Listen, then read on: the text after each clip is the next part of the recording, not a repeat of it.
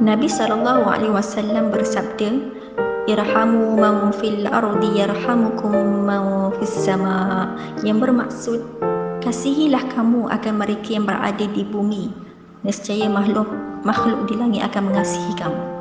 Makhluk di langit dimaksudkan di dalam hadis ini ialah para malaikat yang sentiasa taat dan beribadah kepada Allah Subhanahu wa taala.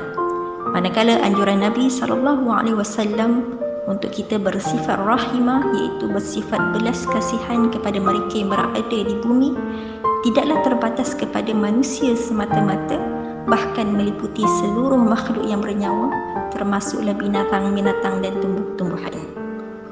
Allah Subhanahu wa taala telah mensifatkan Rasulullah SAW sebagai seorang yang sangat rahimah, sangat penyayang, sebagaimana firman-Nya di dalam surah At-Taubah ayat 128, telah datang kepada kamu seorang rasul dari kalangan kamu sendiri, berat terasa olehnya penderitaanmu, sangat menginginkan keimanan dan keselamatan bagimu, amat belas kasihan lagi penyayang terhadap orang-orang yang beriman.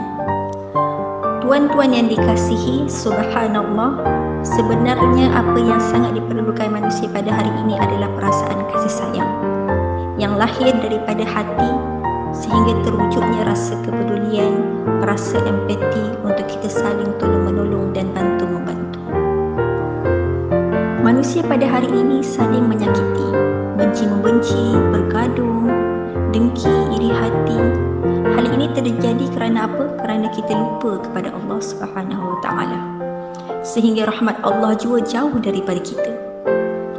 Sedangkan mereka yang memiliki dan berusaha untuk bersifat dengan sifat rahimah ini, sifat kasih sayang, belas kasihan, tidak pernah akan rugi, sebagaimana sabda Nabi SAW, ar-rahimuna yarhamhumur rahman, orang-orang yang penyayang itu akan dikasihi oleh Allah yang maha penyayang.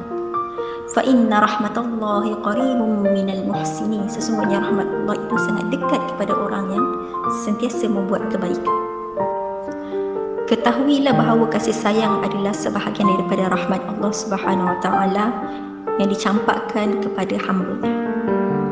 Andai perasaan itu masuk ke dalam hati kita, di dalam rumah kita, di dalam kehidupan kita, maka saluha, iaitu menjadi baiklah seluruh kehidupan kita. Sesiapa yang hidupnya penuh dengan rahmat di dalam hatinya, maka dia tidak pernah ditimpa kekecewaan. Kerana ketika mana dia sentiasa menghulurkan, membuka pintu kasih sayangnya sesama makhluk, maka Allah juga membuka pintu rahmat ke atasnya. Allah juga merahmatinya. Dan tidakkah kita menginginkan rahmat Allah Subhanahu wa taala? Sebagaimana yang telah dicontohkan oleh Rasulullah SAW ketika peristiwa di Taif, ketika mana beliau dilempar dengan batu oleh penduduk Taif sehingga berdarah tubuh baginda, sehingga para malaikat yang menyaksikan peristiwa tersebut merasa sangat sayu dan terluka hati mereka. Lalu malaikat Jibril datang kepada Rasulullah SAW dan berkata, "Ud'u alaihim ya Rasulullah, doakanlah kecelakaan ke atas mereka ya Rasulullah." Lalu Rasulullah SAW dengan hatinya yang penuh cinta, dengan hatinya yang penuh dengan kasih sayang, berdoa, Allahumma ghafir li qawmi fa innahum la ya'lamun. Wahai Allah, ampunilah kaumku, sesungguhnya mereka tidak mengetahui. Walaupun dengan darah yang mengalir, dengan gigi baginda yang pecah, tetapi Rasulullah SAW kerana rahmat dan kerana kasih sayang yang berada dalam hati baginda tidak pernah merasa kecewa, bahkan mendoakan kebaikan dan hidayah kepada penduduk Taif. Tanpa kita sedari, dengan kasih sayang dan sifat belas kasihan yang kita tanamkan di dalam diri kita, hakikatnya kita sedang mempraktikkan salah satu daripada sifat Allah Subhanahu wa taala, iaitu Ar-Rahman Ar-Rahim.